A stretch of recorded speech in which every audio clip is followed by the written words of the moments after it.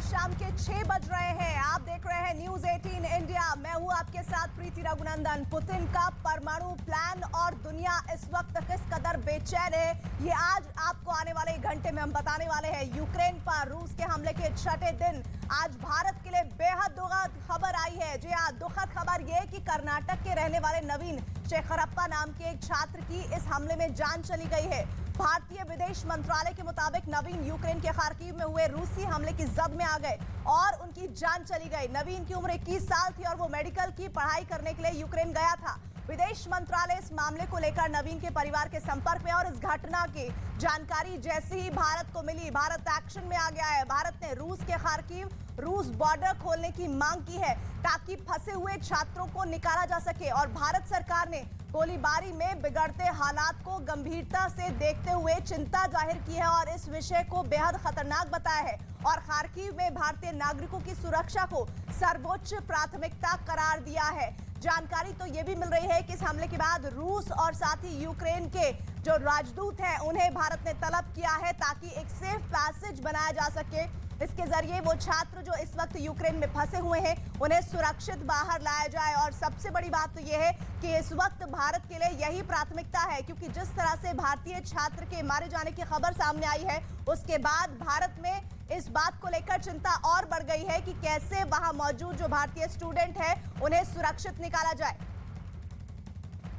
और पीएम मोदी ने रूस के हमले में मारे गए नवीन के पिता से फोन पर बात की है। पीएम मोदी ने नवीन के परिवार से घटना पर दुख जताया और उन्हें ढांढस बनाया है। आज ही खार्किव में नवीन की रूस के हमले में मौत हो गई थी। तो पीएम ने नवीन के पिता को फोन किया है और नवीन के परिवार से दुख जाहिर किया है। लेकिन सबसे बड़ी चिंता नवीन जैसे तमाम वो जो छात्र इस वक्त मौजूद है यूक्रेन में उनकी सुरक्षित वापसी की है। रूस के हमले में नवीन की मौत की खबर आई और उसके बाद पहले विदेश मंत्रालय ने इस बारे में जानकारी साझा की और अब खबर है कि प्रधानमंत्री ने नवीन के परिवार से बात की है। नवीन का परिवार कर्नाटक से संबंधित है। कर्नाटक के रहने वाले नवीन की यूक्रेन में रूस के हमले में मौत हो गई है। परिवार वालों का रो रो कर बुरा हाल है। वो छात्र जो मेडिकल की पढ़ाई करके वापस लौटना था, लेकिन अब जानकारी लौटी तो उसकी मौत की खबर के रूप में, वो भी ऐसे हालात में जब इतने मुश्किल वक्त से यूक्रेन और वहां रह रहे भारतीयों को गुजरना पड़ रहा है। हाँ सर, आराम सर।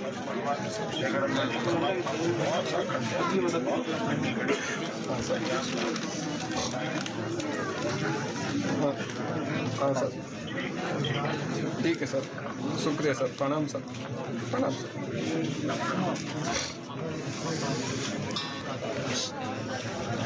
हाँ सर, आराम सर।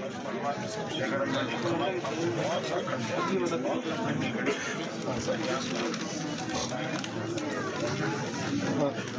हाँ सर। खबर इस वक्त आ रही है कि आपसे थोड़ी देर पहले यूक्रेन के राष्ट्रपति जेलेंस्की ने यूरोपियन यूनियन की संसद को संबोधित किया और आम नागरिकों पर जो हमले हो रहे हैं उन्हें जेलेंस्की ने उस पर पुतिन पर निशाना साधा है। जेलेंस्की ने कहा है कि हम अपनी आजादी की लड़ाई लड़ रहे हैं और हमारे नागरिक उसकी कीमत चुका रहे हैं। उन्होंने कहा है कि ईयू साबित करे कि वो इस लड़ाई में हमारे साथ है। यूक्रेन के राष्ट्रपति के संबोधन के बाद यूरोपियन यूनियन के सभी सदस्यों ने खड़े होकर उनका अभिवादन किया और तालियां बजाई। नागरिक युद्ध की कीमत चुका रहे हैं और उस कीमत को चुकाने के लिए किस तरह से यूक्रेन दिन रात जद्दोजहद कर रहा है, इस बात का जिक्र जेलेंस्की ने किया है। आज की रात कीव पर भारी है क्योंकि रूस की सेना कीव के बेहद करीब पहुंच चुकी है। यूक्रेन की राजधानी कीव पर बड़े हमले की तैयारी है। कीव में आम नागरिकों पर खतरा मंडरा रहा है। कीव के करीब पहुंची रूस की सेना, कीव को रूसी सेना ने चारों ओर से घेरा हुआ है और रूस का सैन्य काफिला 64 किलोमीटर लंबा है। काफिले में टैंक, तोप और बख्तरबंद गाड़ियां हैं। कीव को लेकर भारतीय दूतावास ने एडवाइजरी जारी की है। भारतीयों को हर हाल में आज ही कीव छोड़ने की हिदायत है, क्योंकि जानकारी यह है कि कीव में अगर वो रहते हैं तो वहां पर सुरक्षा का एक बड़ा क्राइसिस आने वाला है। सुरक्षा को लेकर लगातार चिंताएं जाहिर की गई है। जेलेंस्की का इस बीच पुतिन पर निशाना, जिसमें उन्होंने ईयू संसद में जेलेंस्की का जो संबोधन हुआ है उसमें उन्होंने कहा है कि युद्ध के लिए रूस पर बेहद गंभीर आरोप लगते हैं। रूस ने आम नागरिकों को टारगेट किया है और यहाँ तक हम अपनी आज़ादी की लड़ाई लड़ रहे हैं। उन्होंने ये भी कहा है कि आतंकवादी देश रूस को घोषित किया जाना चाहिए, क्योंकि इस युद्ध की कीमत नागरिक चुका रहे हैं जो यूक्रेन में इस वक्त रह रहे हैं। और यूएन का जो आंकड़ा है वो बता रहा है कि 5 लाख के करीब इस वक्त यूक्रेन से लोग पलायन कर चुके हैं।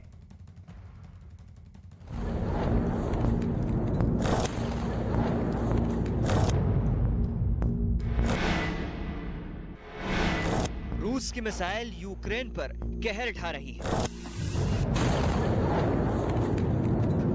रूसी सेना के हमले से एक ही झटके में इतनी बड़ी इमारत नेस्तनाबूद हो गई। धमाके की ये तस्वीरें यूक्रेन के खार्किव के सेंट्रल स्क्वायर से सामने आई। धमाके की ये तस्वीरें यूक्रेन के खार्किव से सामने आई। ये धमाका इतना जोरदार था कि आसपास के इलाके भी दहल गए और चारों तरफ धुएं का गुबार छा गया। यूक्रेन के अधिकारी ने इस हमले में दर्जनों लोगों के जख्मी होने की पुष्टि की है। Шановні харків'яни, сьогодні наш ворог підступно почав обстріли центру міста Харкова та жилих масивів із систем «Граду», а також крилатих ракет. Влучив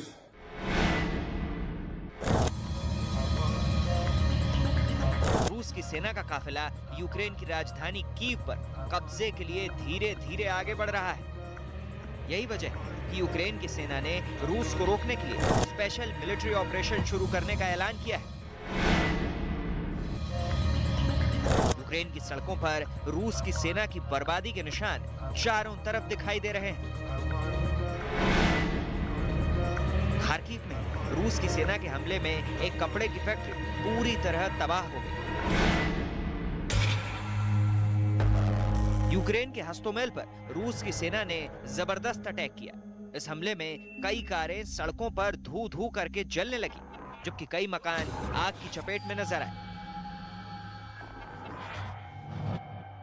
लेकिन यूक्रेन ने भी रूस के सामने घुटने नहीं टेकने की कसम खाई है।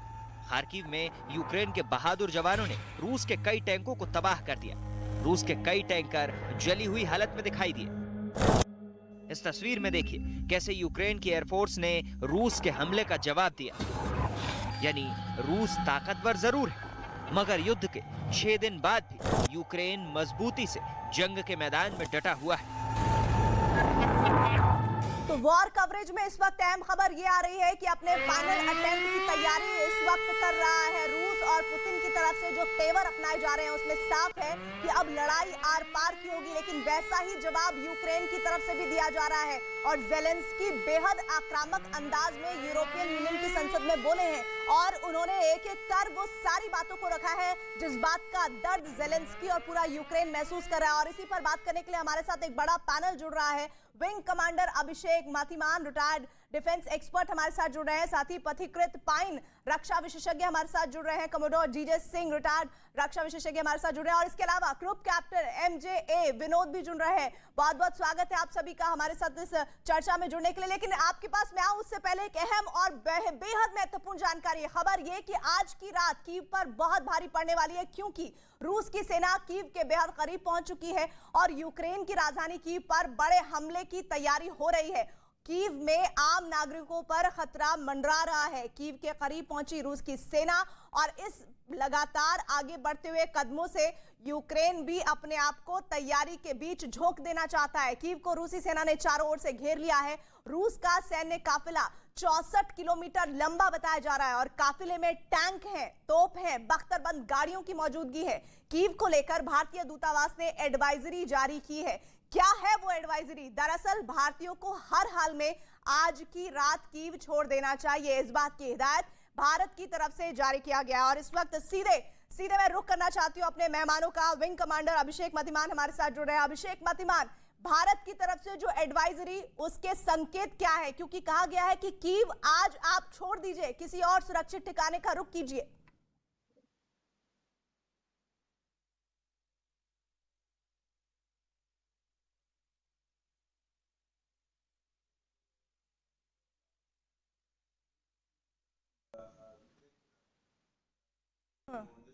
सर, आपकी ऑडियो बहुत क्लियर नहीं आ रही है। मैं इस वक्त रुख करना चाहती हूँ ग्रुप कैप्टन MJA विनोद का। एमजे विनोद, सबसे अहम यह है कि भारतीय सुरक्षित हो, और अब ये चुनौती इसलिए भी बढ़ जाती है कि कर्नाटक के एक छात्र को हमने यूक्रेन में खो दिया है। बिल्कुल, देखिए दो अलग अलग हमारे पास समस्या है। एक नीपर नदी के वेस्ट की तरफ और एक नीपर नदी के ईस्ट की तरफ। और ये जो समस्या अभी हमारे सामने पहाड़ बन के खड़ा है वो है नीपर नदी के ईस्ट की तरफ की समस्या। जो यूनिवर्सिटीज जो नीपर नदी के ईस्ट की तरफ थे वो उन्होंने जो पहली एडवाइजरी आई थी उस समय में भी ये कहा गया था कि आप वेस्ट की तरफ निकल जाइए और या फिर फटाफट घर आ जाइए वापस।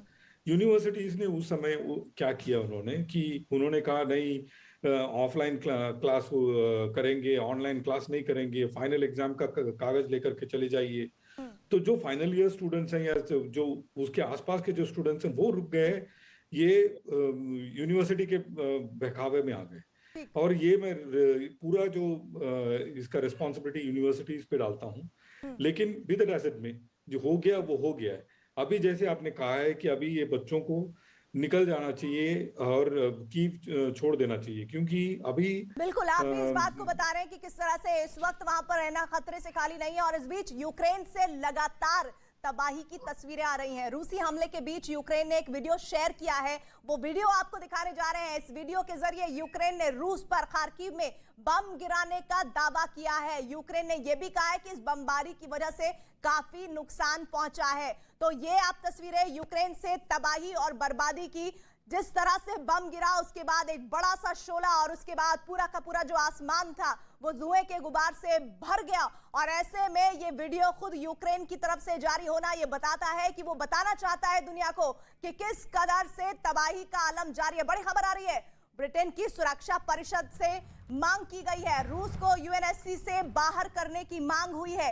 इस वक्त की बड़ी खबर, ब्रिटेन की सुरक्षा परिषद से ये मांग की गई है, रूस को यूएनएससी से बाहर करने की मांग की गई है। और ये कहा गया है कि भाई सिक्योरिटी काउंसिल में ऐसे देश को जो किस तरह से लगातार बमबारी एक देश पर कर रहा है उसको अब सिक्योरिटी काउंसिल से बाहर होना चाहिए।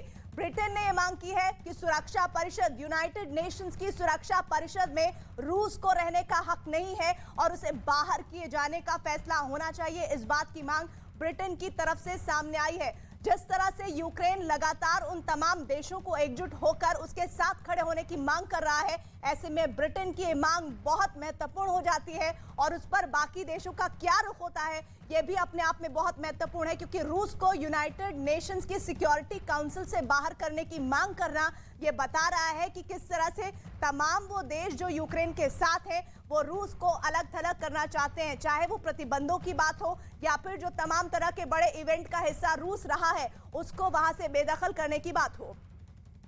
एक छोटा सा रिएक्शन मैं चाहती हूं कि कर्नल जीजे सिंह आप दें इस पर। आपने कहा और जो अभी डिमांड इंग्लैंड से आई है कि जो रशिया है उसको यूएनसी से निकालना चाहिए, उसको सुरक्षा परिषद निकालना चाहे, मैं बिल्कुल इसका समर्थन करता हूं, क्योंकि जिस तरीके का अगर बिहेवियर देखा जाए रशिया का, जिस तरीके से उसने कारपेट बॉम्बिंग शुरू कर दी है पूरे कीव के ऊपर और तमाम जितने सिविलियन लोग हैं वो मारे जा रहे हैं, ये बिल्कुल यूएनओ के चार्टर और सिक्योरिटी काउंसिल के चार्टर के विरुद्ध है, उसके अगेंस्ट है। तो इसलिए मेरा ये मानना है कि अभी रूस को वहां से निकालना चाहिए और वो तो उसका जो बिहेवियर है, जो उसका कंडक्ट और व्यवहार है वो तो एक टेररिस्ट की तरह हो चुका है।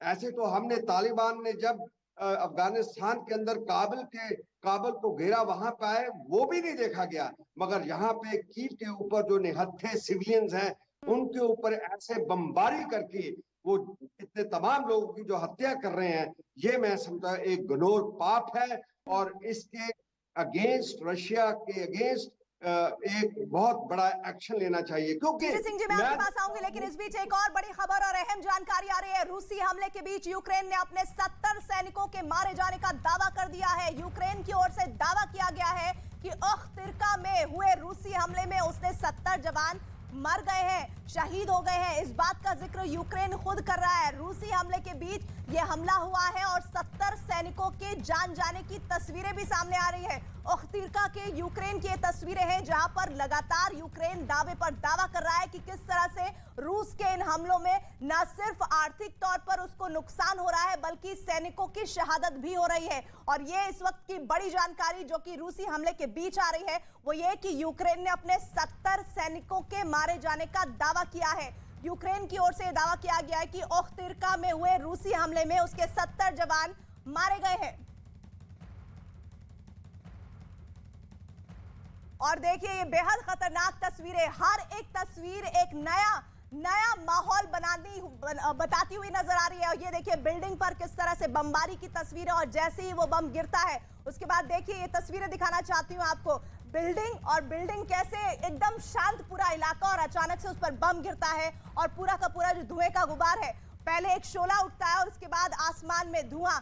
ये सच्चाई है आज यूक्रेन की। ये सच्चाई इसलिए क्योंकि रूस अपने इरादों से पीछे हटने को तैयार नहीं है। उसने फ्रांस के सामने 3 शर्तें रखी जिस पर यूक्रेन मानने को तैयार नहीं है। और अब आलम यह हो गया है कि ये तस्वीरें अब आम हो चुकी हैं। दरअसल ये तस्वीरें बता रही हैं इस वक्त किस तरह के हाल यूक्रेन में है उन लोगों के लिए जो यहाँ पर अभी रह रहे हैं, वो चाहे भारत के हो या फिर किसी और दूसरे मुल्क के या फिर यूक्रेनी ही क्यों ना हो, उनके लिए आज वहां पर रहना जिंदगी और मौत के बीच किस तरह से उनकी तमाम जो ख्वाहिशें वो झूल रही हैं, वो इसकी बानगी इन तस्वीरों के जरिए आप देख सकते हैं। तो इस वक्त हमारे साथ खास मेहमान जुड़े हुए हैं। मैं रुख करना चाहती हूँ पथिकृत पाइन का। पथिकृत पाइन जी, ये सच्चाई है आज यूक्रेन की जहां पर लोग ये सोच रहे हैं कि कल की सुबह वो देख पाएंगे कि नहीं देख पाएंगे। देखिए, मैं कुछ चीजें बहुत प्रैक्टिकली बोलना चाहता हूँ। ये जितना यूनाइटेड किंगडम, इंग्लैंड में, अमेरिका में जितने बड़ी बड़ी बातें हो रहा है ना, सब नाटक कर रहा है। सबके सब बैठ के तमाशा देख रहा है, ठीक है। कोई यूक्रेन के साथ खड़ा नहीं है। अगर खड़ा होता तो बहुत पहले नेटो का मेंबरशिप देता, या तो अब तक अपने फौज भेजता, ऑफेंसिव वेपन सिस्टम भेजता यूक्रेन को प्रोटेक्ट करने के लिए। कोई प्रोटेक्ट नहीं कर रहा है, कोई प्रोटेक्ट करना नहीं चाहता है। वो चाहता है कि वो एक सीरिया बन जाए, वो खत्म हो जाए। ऐसा सारे जो यूरोपियन देश है वो यही चाह रहा है, खत्म हो जाए, वो जगह डिस्टेबिलाइज हो। बाकी जितने देश है वो डर के मारे बहुत ज्यादा वेपन्स अमेरिका से खरीदे। ये नाटक चल रहा है, ठीक है, और कुछ नहीं हो रहा है। दूसरी चीज है, ये जो मैं आपको एक चीज कहना चाहता हूं, यूएन चार्टर कोई पढ़ के देखे। जो P5 मेंबर्स होता है, जिनके पास वेटो पावर होता है, उसको कोई निकाल नहीं सकता। यूएन चार्टर में वो क्लियरली लिखा हुआ है। जितना सो नाटक कर रहा है ना यूनाइटेड किंगडम के पार्लियामेंट में बैठ के सब तमाशा कर रहा है, ये दिखाने के लिए। दूसरी चीज है, यही चीज बहुत गलत हो रहा है। जैसा कि अभी हम पथिकृत जी को सुन रहे हैं, वो ये कह रहे हैं कि सभी के सभी देश एक तटस्थ भूमिका में नजर आ रहे हैं। जिस तरह आज खुलकर आना चाहिए तमाम देशों को, क्या वैसे ही खुलकर आने की स्थिति में है? क्योंकि यूक्रेन में आज हालात है, हो सकता है कल को कोई और मुल्क हो। मैंने ऐसा नहीं कहा, आप सुनिए। कोई कुछ करेगा नहीं, ये सब प्लान्ड है पहले से। ये 8 साल से कह देना यूक्रेन आप न्यूट्रल हो जाओ, ना अमेरिका, ना नेटो के तरफ, ना रशिया के तरफ, लड़ाई खत्म हो जाएगा।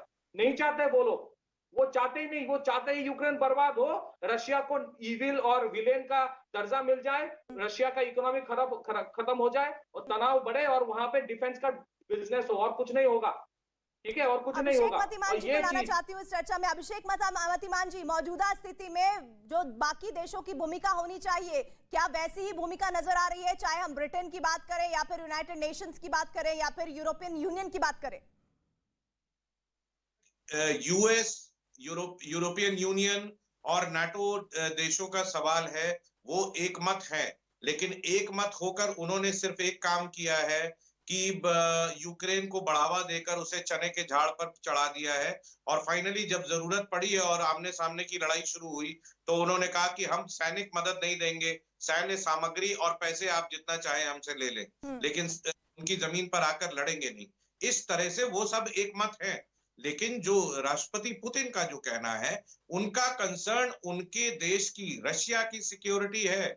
आप देखें, जब से सोवियत यूनियन का विघटन हुआ है, उसके बाद नाटो में कितने एडिशनल देश शामिल हुए, और ये सारे के सारे जो पूर्ववत स्थिति थी उससे ईस्ट की तरफ बढ़े हैं। और आज ये जब नौबत आ गई कि पड़ोसी देश में अगर उसको नाटो में शामिल कर लिया जाता है यूक्रेन को, तो इनके नेबरहुड में यूरोपियन यूनियन और यूएस और अलाइड फोर्सेस के वेपन सिस्टम्स डिप्लॉय होंगे, उनसे खुद की रक्षा करने के लिए पुतिन ने ये डेस्परेट स्टेप लिया है।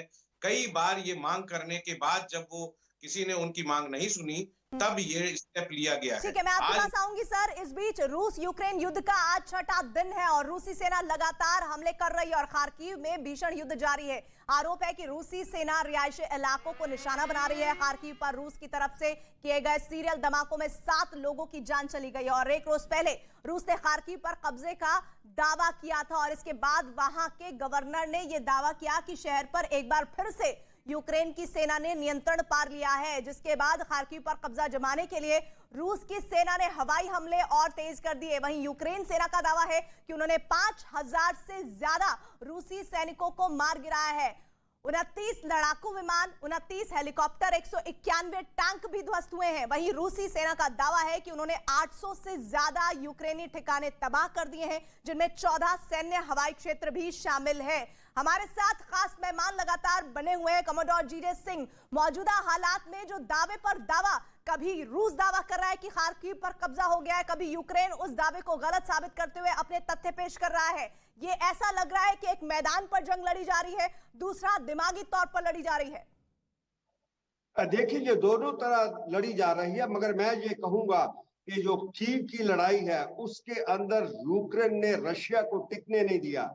जो रूस कोशिश से, जो उसकी मंशा थी कि वो 24 घंटे या 48 घंटे में उसके ऊपर कब्जा करके उनको घुटने में डाल देगा, ये बात उसकी पूरी नहीं हुई। तो जो तेजी आई है अभी उसके हवाई हमलों में, वो ये दर्शाती है कि अभी रूस बुखला चुका है।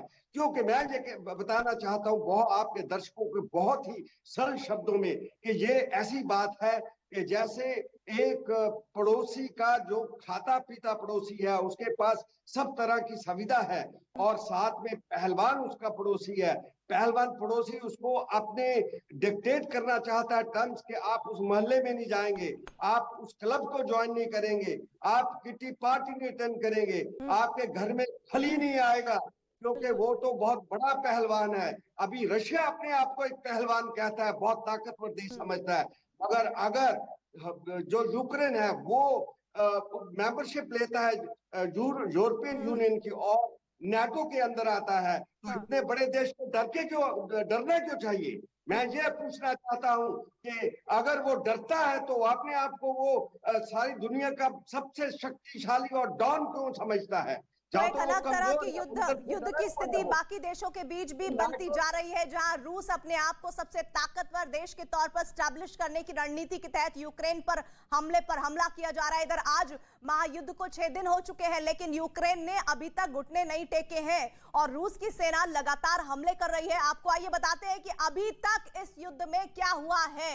यूक्रेन के 9 शहरों में हमले का अलर्ट है और कीव के नजदीक पहुंचे रूसी सैनिक। रूस ने कीव की घेराबंदी इस दौरान तेज की है और यूक्रेन में युद्ध पर यूएन का बड़ा दावा भी हुआ है। लगभग 6,60,000 से ज्यादा लोगों ने यूक्रेन छोड़ दिया है। 1,60,000 परिवारों के आशियाने तबाह हो चुके हैं।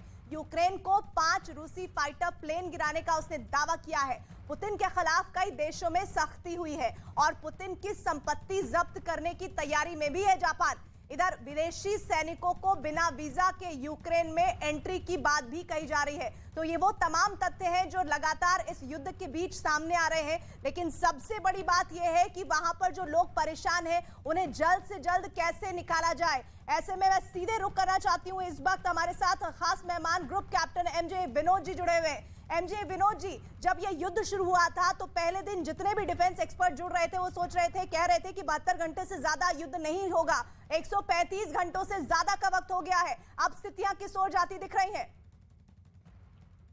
देखिए, ये बात जरूर है कि इनकी जो रेजिलियंस है उनको दाद देनी पड़ेगी और जेलेंस्की ने सिविलियंस को भी हथियार देकर के उनको भी एक सैन्य बना दिया और वो मेरे ख्याल से एक गलत कदम निकला, क्योंकि अभी जो सिविलियन ठिकाने पे बॉम्बिंग हो रही है वो सिविलियन तो रह नहीं गए क्योंकि उनको वेपन दे दिया गया। लेकिन आप मेरे पीछे जो मैप देखेंगे वो मैप पे आपको एकदम साफ नजर आएगा कि कैसे स्ट्रेटेजिक एनसर्कलमेंट हुआ है रशिया का। और मैं कमोडोर उसके बाद से बिल्कुल ही सहमत नहीं हूं। तो इसलिए सहमत नहीं हूं, फर्ज कीजिए उन्होंने एक एग्जाम्पल दिया पड़ोसी का, मैं भी एक एग्जाम्पल देता हूं पड़ोसी का। आज समझिए पाकिस्तान, बांग्लादेश, श्रीलंका और नेपाल एक गठबंधन बना ले और वहां पे मिसाइल्स तैनात कर दे हमारे खिलाफ, हमारे दिल्ली की तरफ मुंह करके, क्या हम मानेंगे इस बात को? यही बिल्कुल हुआ है। और मेरे ऊपर आप देखेंगे लाटविया, लिथुआनिया एंड एस्टोनिया, जो एक जमाने में स्टेट हुआ करता था यूएसएसआर का, वो कंट्री सर, बना। मैं आपको रोक रही हूं। इस वक्त एक बड़ी खबर आ रही है, यूक्रेन को ईयू की सदस्यता मिलेगी। ये बड़ी खबर, ईयू संसद में यूक्रेन की अर्जी मंजूर हो गई है।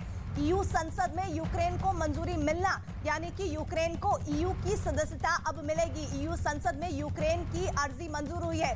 यूरोपियन यूनियन, जिसको लेकर सदस्य बनने न बनने को लेकर एक बड़ा गहमा गहमी का माहौल बीते 2 दिनों में हमने देखा, लेकिन अब जानकारी आ रही है कि ईयू संसद में यूक्रेन को सदस्यता मिल गई है। इसका सीधा मतलब यह है कि यूरोपियन यूनियन के देश क्या अब ऐसी स्थिति में यूक्रेन के साथ खड़े होंगे, जहां अभी तक तमाम वो मुल्क चाहे नाटो से संबंधित थे या फिर यूरोपियन संबंधित है, ये जानकारी मिल रही थी कि वो हथियारों का सपोर्ट तो कर सकते हैं, लेकिन अब ईयू संसद में यूक्रेन की अर्जी को मंजूर किया गया है। इसका सीधा मतलब यह है कि यूक्रेन को ईयू की सदस्यता मिलेगी। और ईयू की संसद में यूक्रेन की अर्जी मंजूर होने का मतलब क्या है और इसका इस युद्ध पर क्या असर पड़ेगा, सीधे कर्नल जे सिंह, मैं आपसे जानना चाहती हूँ।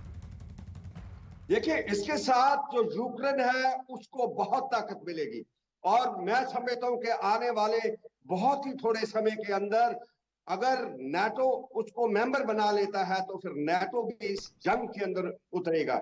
और फिर हम देखेंगे कि जिस तरीके से रशिया, अभी रूस उसके ऊपर हमला यूक्रेन के ऊपर कर रहा है, तो फिर नाटो भी इसको एक सबक सिखाएगा, क्योंकि जिस तरीके से ये एक टेरराइज कर रहा है एक छोटे देश को, जो एक सॉवरेन देश है, जो डेमोक्रेटिक स्टेट है, और वो अपने सॉवरेनिटी के नीचे अपने यूरोपियन यूनियन को अटेंड करना चाहता है, ज्वाइन करना चाहता है। नाटो की मेंबर बना नहीं था वो, ये बात याद रखें कि मेंबर बना नहीं था, उससे पहले ही रशिया बुखला गया इस बात के ऊपर। क्यों? अगर वो पॉइंट का सर रुक करना चाहती हूँ। पथिकृत पाइन, ईयू की सदस्यता, इसका मतलब क्या और इस युद्ध पर क्या असर होगा इसका? देखिए, ईयू का मेंबरशिप और नेटो का मेंबरशिप एक चीज नहीं है। जरूरी नहीं है कि ईयू का मेंबर होने से नेटो का कोई मेंबर हो जाए, ठीक है। दूसरी चीज है, अगर नेटो को हेल्प करना था तो अब तक कर देता, लेकिन बहुत सारे देश है, अमेरिका से शुरू करके फ्रांस, कोई रशिया के खिलाफ डायरेक्ट फ्रंट खोलना नहीं चाहता है। That is the reality.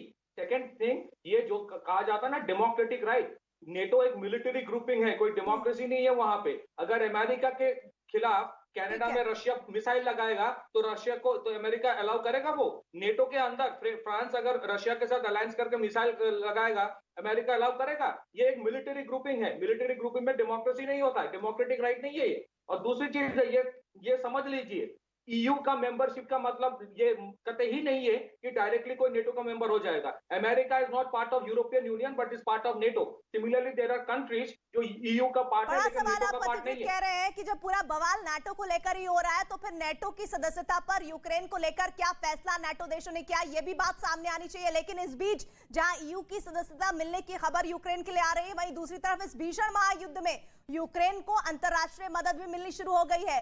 किन किन मुल्कों ने मदद की है, आइए आपको बताते हैं। दुनिया के अलग अलग देशों ने यूक्रेन को मदद करने के लिए हाथ आगे बढ़ाए हैं। यूक्रेन को मदद मिल रही है यूरोपियन यूनियन से।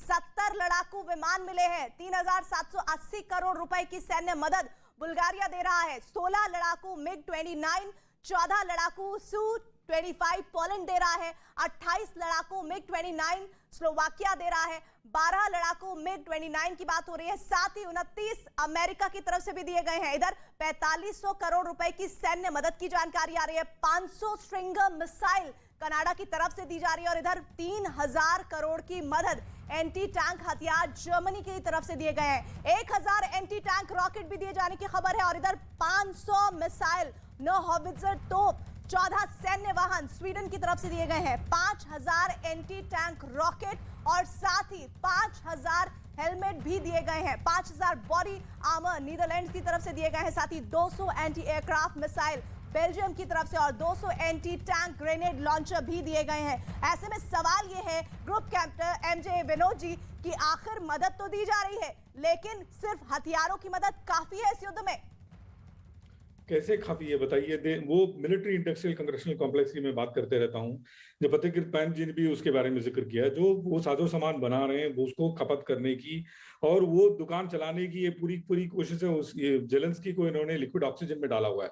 लिक्विड उसे मरने नहीं दे रहा है, अब जीने नहीं दे रहा है, और ऑक्सीजन उसे मरने नहीं दे रहा है। ये एक भी आदमी बेच दे, इस फौज में उतार दे और वो आदमी मर जाए तो ये मैं देखना चाहता हूँ कि अमेरिकन के लोगों की क्या हालत होती है। तो इस तरह से मासूम लोगों को जान गंवा रहे हैं, और ये जानते हुए कि Ukraine does not stand a chance. Now अभी एक बात तय है कि जेलेंस्की को जाना ही जाना है, और वो 3 जो पॉइंट उन्होंने रेस किया था, फ्रांस के सामने रखा था कि डीनासिफिकेशन का मतलब जेलेंस्की एक राइट विंग नाजी फोर्स का एक सरगना है। जेलेंस्की को जाना ही जाना है, वो क्यों जाने देगा? अभी आप एक जब आपने शुरुआत में जिक्र किया था, जब यूरोपियन यूनियन के लोग खड़े होकर के ताली बजाए, ही इज एन एक्टर, 1978 का 44 ईयर ओल्ड एक्टर, वो उसको ये ताली और इन सब चीजों से प्रोत्साहन मिलता है। वो वही करता है जो वेस्ट कह रहा है और उसके जनरल्स कह रहे हैं। उसको ना कूटनीति का कोई अनुभव है, ना स्टेट्समैन है, ना उसको सैन्य शक्ति के बारे में अनुभव है। सैन्य के बारे में वो जनरल से पूछता है, बाकी चीजों को वो वेस्ट और अमेरिका से बात करके काम करता है। तो ये जो इतने लोग जो बात कर रहे हैं, अपने सैनिक तो उतारे, एक सैनिक तो उतारे। एक बच्चा हमारा मर गया इस लड़ाई में, हमको कितना दर्द होता है। क्या मैं आपके पास आऊंगी, लेकिन यूक्रेन में कीव के पास की एक सैटेलाइट तस्वीर आई है। एक सैटेलाइट तस्वीर कैसे बहुत सारे शब्द कह दे रही है। आइए वो तस्वीर आपको दिखाते हैं। देखिए, ये तस्वीर सामने आई है, रूस ने की है कीव की घेराबंदी, और ये पूरा जो सैटेलाइट से ली गई तस्वीरें, इसको हम दिखा रहे हैं। दरअसल एक अमेरिकी कंपनी की तरफ से जारी है सैटेलाइट की तस्वीरें, जिसे इस वक्त हम आपको दिखा रहे हैं। दरअसल रूसी काफिला यहां पर तेजी से कीव की तरफ बढ़ता हुआ नजर आ रहा है, और ये जो पूरा काफिला आप इस वक्त देख रहे हैं, ये 60 किलोमीटर से लंबा बताया जा रहा है, और कीव पहले ही कई रूसी हमलों को नाकाम कर चुका है। ये जो पूरा आप एरो के जरिए निगाह देख रहे हैं, जो लगातार तस्वीर आपको सैटेलाइट के थ्रू दिख रही है, ये बता रही है कि कीव पर कब्जे की निर्णायक लड़ाई में आगे बढ़ता हुआ रूस नजर आ रहा है। और ये भी बताया जा रहा है कि जो पूरा काफिला है वो उत्तरी कीव की तरफ का है। ये जो पूरा आप एरो देख रहे हैं, ये वो पूरा रास्ता है। सैटेलाइट से ली गई जो तस्वीरें हैं, वो रूस ने ये बता दिया है कि किस तरह से वो कीव की घेराबंदी कर रहा है। वो कीव जो कहा जा रहा है कि आज वहां पर जो रात है वो बहुत मुश्किल वाली है, और इसीलिए भारतीय लोगों को वहां से निकलने की चेतावनी दी गई है। कर्नल जीजे सिंह, ये जो तस्वीर सैटेलाइट के थ्रू जारी हुई है, कितने महत्वपूर्ण हो रही है? इस बीच एक बड़ी खबर आ रही है, यूक्रेन में 136 नागरिकों की मौत की खबर आ रही है। मरने वालों में 13 बच्चे शामिल बताए जा रहे हैं। ये लगातार मौत के आंकड़े बढ़ रहे हैं। कर्नल जीजे सिंह, मौत का आंकड़ा लगातार बढ़ता हुआ दिख रहा है। रूस हमले में 400 लोगों की जान जा चुकी है अभी तक। देखिए, जिस तरीके से पावर प्रोजेक्शन दे रहा है ये रूस, उससे यूक्रेन और प्रेसिडेंट जेलेंस्की डरने वाले नहीं है। मैं तो उनको दाद देता हूं कि जो, अगर मैं कहूं कि एक सच्चे राजपूत की तरह लड़ाई लड़ रहे हैं और इनको एक मुंह तोड़ जवाब दे रहे हैं। और मैं कहता हूं कि इतने 5-6 दिन तक ये लड़ाई को चलाने में और रूस को रोकते हुए इन्होंने प्यूटन के मुंह पे एक थप्पड़ मारा है कि वो जो कह रहा था कि मैं 24 घंटे के अंदर जो इसके कब्जा कर लूंगा, अभी 6वां दिन आ चुका है, ये कुछ कर नहीं पाए। और मैं एक चीज बताऊं कि ये पढ़े लिखे लोग हैं, ये सोफिस्टिकेटेड है, ये अफगानिस्तानी नहीं है। इनका कल्चर अलग है, डीएनए अलग है, धर्म अलग है, और इनको वेपन फायर करने आते हैं। ये पीजीएम जिसे कहते हैं प्रिसीजन गाइडेड एमुनेशन, उसके साथ लड़ रहे हैं। इसी तरीके से वो उनके जो टैंक है वो फायर तबाह कर रहे हैं, उनके एयरक्राफ्ट को गिरा रहे हैं, और उनका पूरा मुंह तोड़ जवाब देते हुए। लेकिन पथिकृत पायन को मैं यहाँ पर छोड़ना चाहती हूँ। पथिकृत पायन, क्या इस तरह से नागरिकों को टारगेट कर रूस अपनी विस्तारवादी नीति को आगे बढ़ा पाएगा ज्यादा दिनों तक? देखिए, रूस का कोई विस्तारवादी नीति नहीं है, ठीक है। नेटो का एक्सपेंशन 5 बार हुआ है, रूस का नहीं हुआ है। रूस जो सोवियत यूनियन था उससे छोटा हो गया है। दूसरी चीज मैं ये कहना चाहता हूं, मुझे बताइए पुतिन ने किस डिफेंस एनालिस्ट के कान में आके बोल के गया था कि 24 घंटे में लड़ाई खत्म हो जाएगा? बोला था किसी को? रूस ने कभी बोला कि 24 घंटे में खत्म हो जाएगा? ये तो मीडिया बोल रहा था ना।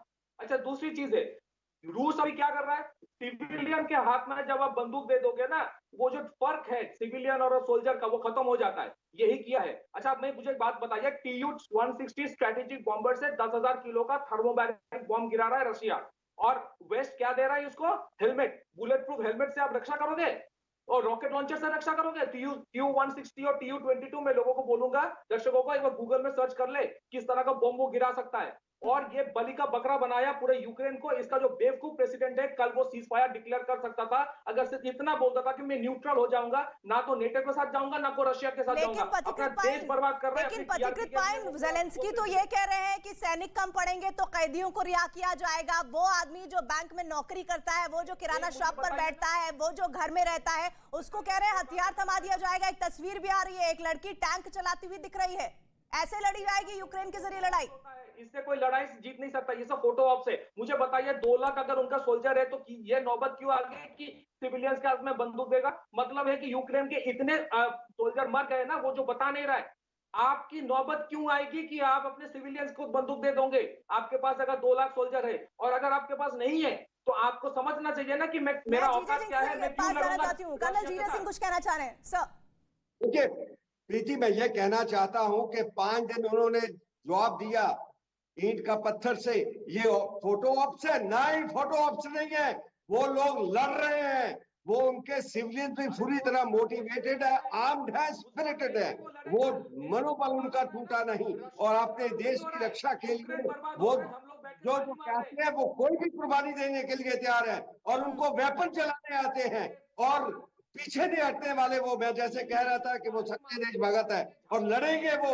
वो जो ये रूस की फौज है उसको पहले ही चना चबा रहे हैं और उसको नाक में दम कर दिया है। और ये हम कह रहे हैं कि वो यूक्रेन तो को यानी खा कि जाएगा। कहा जा सकता है कर्नल जीजे सिंह की रूस और यूक्रेन वॉर अब उस दौर में पहुंच गई है जब पूरे यूरोप पर न्यूक्लियर अटैक का खतरा मंडराने लगा है। पुतिन ने अपनी न्यूक्लियर डिटरेंस फोर्स को अलर्ट कर दिया है। देखिए, ये जो अलर्ट की बात आप कर रहे हैं, नाटो देख रहा है। दूसरे कंट्रीज जो है वो आंखों में पट्टी बांध के नहीं बैठे, मॉनिटर कर रहे हैं। आप देखेंगे कि बहुत जल्दी नाटो भी फोर्स एक्टिव हो गई है।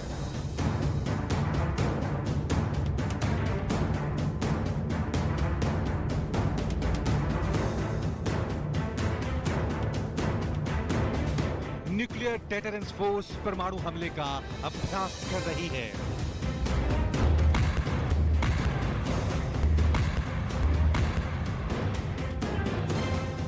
रूस के रक्षा मंत्री ने राष्ट्रपति पुतिन को सूचना दे दी है।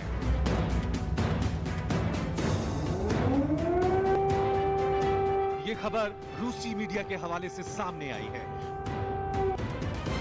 रूस की न्यूक्लियर डेटरेंस फोर्स के अलर्ट होने से पूरे यूरोप में हड़कंप मच गया है। रूसी मीडिया के मुताबिक रूस की न्यूक्लियर डेटरेंस फोर्स अलर्ट पर है। रूसी न्यूक्लियर ट्रायड को पुतिन के आदेश का इंतजार है। न्यूक्लियर ट्रायड क्या होता है वो भी जान लीजिए। दरअसल जल, थल और नभ से होने वाले परमाणु हमले की ताकत को न्यूक्लियर ट्रायड कहा जाता है। इसमें जमीन से दागे जाने वाली बैलिस्टिक मिसाइलें, परमाणु मिसाइलों से लैस पनडुब्बियां और परमाणु बम और मिसाइलों से हमला करने वाले स्ट्रेटेजिक बॉम्बर शामिल होते हैं। न्यूक्लियर डेटरेंस फोर्स पर परमाणु हमलों की स्ट्रेटेजी और अटैक के साथ साथ उससे बचाव का जिम्मा होता है। दूसरे विश्व युद्ध के दौरान जब अमेरिका और सोवियत संघ के बीच कोल्ड वॉर शुरू हुआ था, तब दोनों महाशक्तिशाली देशों के बीच परमाणु हथियार को इकट्ठा करने की होड़ लग गई थी। उसी वक्त सबसे पहले अमेरिका ने न्यूक्लियर डेटरेंस स्ट्रेटेजी अपनाई और सोवियत संघ पर जवाबी हमले का प्लान तैयार किया। अब बदली हुई परिस्थितियों में रूस के राष्ट्रपति पुतिन ने उसी अमेरिकी रणनीति पर चलने का फैसला किया है।